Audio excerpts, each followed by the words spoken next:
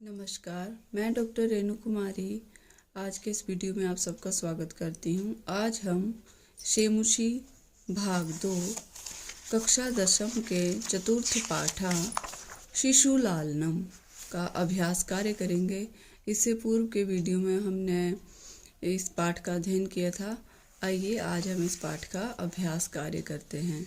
प्रश्न नंबर 1 है, अधोलिखितानां प्रश्नानां उत्तराणि संस्कृत भाषया लिखत। नीचे दिए गए प्रश्नों के उत्तर संस्कृत भाषा में लिखें।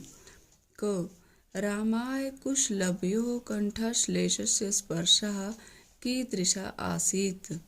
राम द्वारा कुश और लव का गले लगने का जो स्पर्श है वो किस तरह का था। इसका उत्तर है रामाय कुशलभयोः कंठाश्लेषस्य स्पर्शा हृदयग्राही आसीत्। राम का कुश और लव को गले लगाने का जो स्पर्श है वो हृदयग्राही था, दिल को छू लेने वाला था। ख रामः लव कुशौ कुत्र उपवेशयितुं कथयति। राम लव और कुश को कहाँ बैठने के लिए कहते हैं। इसका उत्तर है रामः लवकुशौ स्वअंके उपवेशयितुं कथयति। राम लव और कुश को अपनी गोदी में बैठने के लिए कहते हैं। बाल भावात् हिमकरः कुत्र विराजते। बाल भाव के कारण चंद्रमा कहाँ विराजमान होते हैं। बाल भावात् हिमकरः पशुपति मस्तके विराजते। बाल भाव के कारण चंद्रमा पशुपति अर्थात शिवजी के मस्तक पर विराजमान होते हैं। घ कुशलभयोः वंशस्य कर्ता कः। कुश और लव के वंश का कर्ता कौन है। कुशलभयोः वंशस्य कर्ता भगवान सूर्य अस्ति। कुश और लव के वंश के कर्ता भगवान सूर्य हैं। केन संबंधेन वाल्मीकि कुशलभयोः गुरु आसीत्। किस संबंध के कारण वाल्मीकि कुश और लव के गुरु थे। इसका उत्तर है कुशलभयोः मातरम वाल्मीकि वधू इति नामना। क्षमा कीजिएगा, इसका उत्तर ये नहीं है। इसका उत्तर है मैं क्रम में थोड़ा आगे पीछे हो गया था। उपनयनोपदेशेन संबंधे वाल्मीकि कुशलभयोः गुरु आसीत्। उपनयन संस्कार के कारण वाल्मीकि कुश और लव के गुरु थे। कुशलभयोः मातरम वाल्मीकि केन नामना आह्वयति। कुश लव की माता को वाल्मीकि किस नाम से पुकारते थे। इसका उत्तर है कुशलभयोः मातरम वाल्मीकि वधू इति नामना आह्वयति। कुश और लव की माता को भगवान वाल्मीकि वधू इस नाम से पुकारते थे। प्रश्न नंबर 2, रेखांकितेषु पदेषु विभक्तिं तत्कारणं च उदाहरणानुसारं निर्दिशत। रेखा से अंकित किए हुए पदों की विभक्ति और उसका कारण उदाहरण के अनुसार निर्देशित करें। जैसे राजन अलम अति दाक्षिण्येन। तृतीया विभक्ति इसमें दाक्षिण्येन में तृतीया विभक्ति और किसके योग में, अलम के योग में। जहाँ पर भी अलम ये शब्द आता है वहाँ पर तृतीय विभक्ति का योग होता है। तो इस वजह से अब हम अन्य का उदाहरण हम देखते हैं।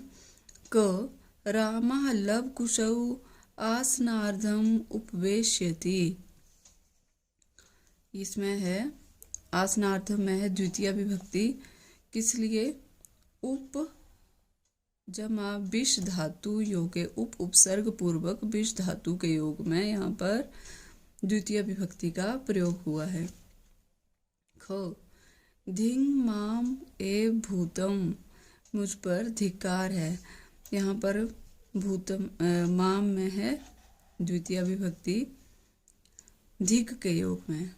ठीक है, धिक के योग में सदा ये उपपद विभक्ति है। धिक के योग में द्वितीय विभक्ति है। अंक व्यवहितम अध्यास्यताम सिंहासनम। सिंहासनम में द्वितीय विभक्ति है। अधि उपसर्ग पूर्वक आस धातु के योग में। अधि उपसर्ग पूर्वक आस धातु योगे यहाँ द्वितीय का प्रयोग हुआ है। अलम अति विस्तरेण। अलम अति विस्तरेण। विस्तरेण में है तृतीय विभक्ति और किसके योग में? अलम के योग में। हमने पहले भी उदाहरण पढ़ा था। तो अलम के योग में सदा तृतीय विभक्ति का ही प्रयोग होता है। रामम उपसृत्य प्रणभ्य च। इसमें रामम में द्वितीय विभक्ति का प्रयोग हुआ है। उपसर्ग पूर्वक श्री धातु के योग में। उप के योग में यहाँ पर रामम में द्वितीय विभक्ति का प्रयोग हुआ है। तो ये था हमारा प्रश्न नंबर 2। प्रश्न नंबर 3, यथा निर्देशम उत्तरत। निर्देश के अनुसार उत्तर दें। क जानामि अहम तस्य नामधेयम् अस्मिन् वाक्ये कर्तृपदम किम। मैं उनका नाम जानता हूँ, इस वाक्य में कर्तृपद क्या है? अहम कर्तृपद है इसमें। अहम कौन है कर्तृपद? अहम। ख किम कुपिता एवं भणति उत प्रकृतिस्था अस्मात् वाक्यात् हर्षिता इति पदस्य विपरीतार्थक पदम चित्वा लिखत। क्या वह क्रोधित होकर कहती है या स्वाभाविक रूप से? इस वाक्य में हर्षिता का विपरीतार्थक शब्द क्या? हर्षित होता खुश होना, तो यहाँ पर विपरीतार्थक है कुपिता।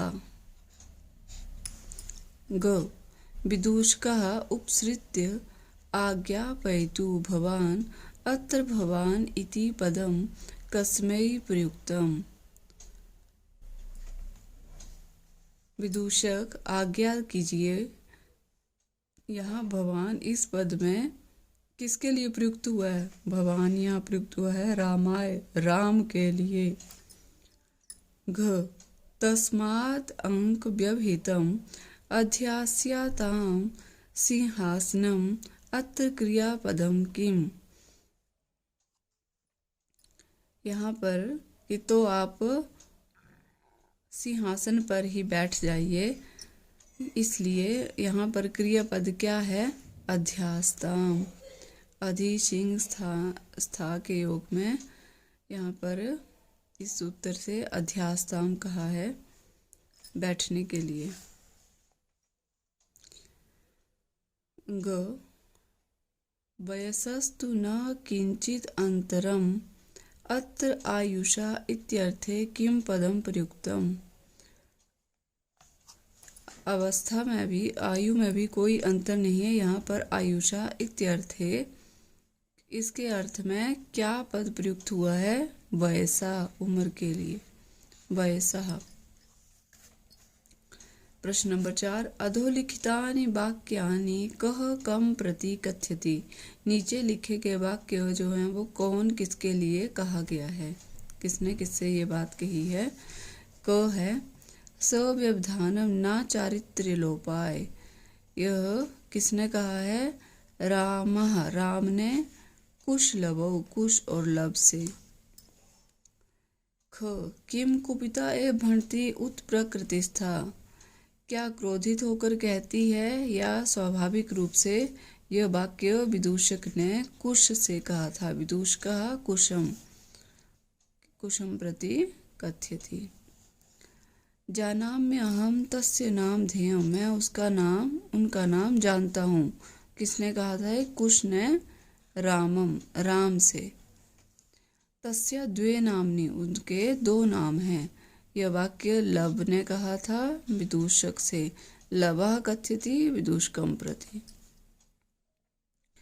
वयस्य अपूर्वम खलु नामधेयम्। क्या नाम है आप दोनों का? बड़ा ही विचित्र नाम है, ऐसा ये कहा था राम ने विदूषक से। रामः विदूषकं प्रति कथयति। ख मंजूषातः पर्यायद्वयं चित्वा पदानां समक्षं लिखत। मंजूषा में दिए गए पदों का अर्थ जानकर उनके समक्ष लिखना है। यहाँ एक साइड में कुछ शब्द दिए गए हैं, इनके जो समानार्थक हैं वो मंजूषा में दिए गए हैं, तो वो छांट कर लिखने हैं प्रत्येक के सामने, उसका पर्यायवाची लिखना है। तो मंजूषा में दिए गए शब्दों को हम पढ़ते हैं और उनका अर्थ भी जानेंगे ताकि हमें यहाँ लिखने में आसानी हो जाए। शिवः, शिव का मतलब भगवान शिव से है। शिष्टाचारा, अच्छे आचरण से है। शशि, चंद्रमा। चंद्रशेखरा, चंद्रशेखरा भी है, वो शिव को कहा गया है जिनके शिखर पर, माथे पर बालों में चंद्रमा होते हैं, इसलिए चंद्रशेखरा। सुतः, पुत्र। इदानीम, अब। अधुना, अब। पुत्रः, पुत्र। सूर्यः, सूर्य। सदाचार, अच्छा आचरण, सत्यम आचार से सदाचार। निशाकरः, चंद्रमा, रात को भगाने वाला, उजाला करने वाला। निशाकरा जो है वो चंद्रमा। भानु, सूर्य। आइए अब हम शब्द देखते हैं जो दिए हुए हैं। क है हिमकरा, इसका पर्यायवाची है शशि। हिमकरा होता है चंद्रमा। और निशाकरा। संप्रति, संप्रति होता है आज। इदानीम, अब। अधुना, अब, इसके पर्यायवाची हैं। समुदाचारः, अच्छा आचरण। शिष्टाचारः, सदाचारः। पशुपतिः, शिव को कहते हैं पशुपति। शिवः, चंद्रशेखरः। तनयः, ये पुत्र है। सुतः और पुत्रः। सहस्रदीधिति, सूर्य और भानु, हजार किरणों वाला सूर्य और भानु, इसके पर्यायवाची हैं। ये है हमारा प्रश्न नंबर 5। आइए देखते हैं प्रश्न नंबर 6। उदाहरणम अनुसृत्य अधोलिखितेषु पदेषु प्रयुक्तम प्रकृतिम प्रत्ययम च लिखत। उदाहरण का अनुसरण करते हुए नीचे लिए गए पदों का प्रकृति और प्रत्यय को लिखें। जैसे आसनम, जो पद है वो है आसनम और उसका मूल धातु है आस और प्रत्यय है इसमें ल्युट प्रत्यय। उसी तरह युक्तम, युक्तम में धातु है युक्त और प्रत्यय है ल्युट प्रत्यय। भाजनम, भाजनम में धातु है भाज और प्रत्यय है ल्युट। शालीनता, शालीन धातु और ता प्रत्यय। लालनीयः, लाल इसकी प्रकृति और प्रत्यय है अनियर। छत्वम, छद इसकी प्रकृति और प्रत्यय है त्व। सन्निहिता, सन्निहित प्रकृति और क्त प्रत्यय। सम्माननीयः, सम्माननीय, सम्मान प्रकृति और अनिय है इसमें प्रत्यय। इसका प्रश्न नंबर 6 का आ भाग है। विशेषण, विशेषण विशेष्य पदानि योज्यत। विशेषण पदानि, एक तरफ विशेषण दिए दूसरी तरफ विशेष्य और इनका एक दूसरे से मिलान करना है। तो उदात रम्य, उदात रम्य का है जैसे श्लाघ्या है तो इसका क्या है कथा, उदाहरण दिया हुआ है। और वैसे अब हमने देखना है एक तरफ 1 2 3 4 5, दूसरी तरफ क ख ग घ अंग, तो हमने 1 2 की जो गिनती है इनकी क ख ग से मिलान करना है, जो इससे विशेषता को बता रहे हैं, जो विशेष्य पद हैं। उदात रम्य समुदाचारः, ये पीछे जो हमने पाठ पढ़ा है उसमें इसका दिया हुआ है ये वाक्य, तो हमने उसके हिसाब से ही इनका मिलाना है। अति दीर्घः प्रवासः समरूपः कुटुंब वृत्तान्तः हृदयग्राही स्पर्शः कुमार्योः कुशलभयोः, कुमार्योः कुशलभयोः। प्रश्न नंबर 7। अधोलिखित पदेषु संधिं कुरुत। नीचे दिए गए पदों की संधि करें। द्वयोः जमा अपि, द्वयोरपि, द्वयोरपि इसमें है विसर्ग संधि। ठीक है। द्वौ जमा अपि, द्वापि, द्वापि है इसमें अयाति संधि है। कह जमात्र, कोअत्र, विसर्ग संधि, विसर्ग संधि। अनभिज्ञः जमा अहम, अनभिज्ञो अहम, विसर्ग संधि है। इति जमा आत्मानम, इत्यात्मानम, यण संधि। ख अधोलिखित पदेषु विच्छेदम कुरुत, नीचे लिए गए पदों का विच्छेद करें। पहले संधि की, अब जो नीचे दिए गए हैं 4 पद उनका विच्छेद करना है, हमने तोड़ के लिखना है।